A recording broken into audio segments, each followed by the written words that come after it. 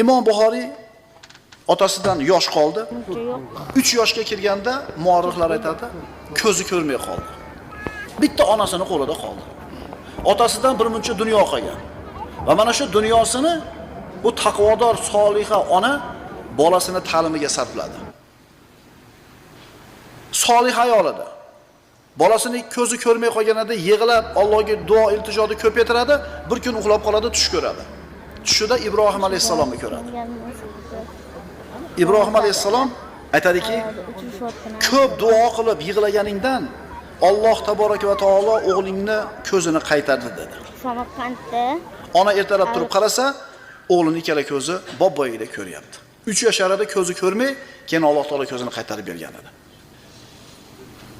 Birodarlar, Imom Buxoriy har qancha aytib faxrlansak arziydigan inson.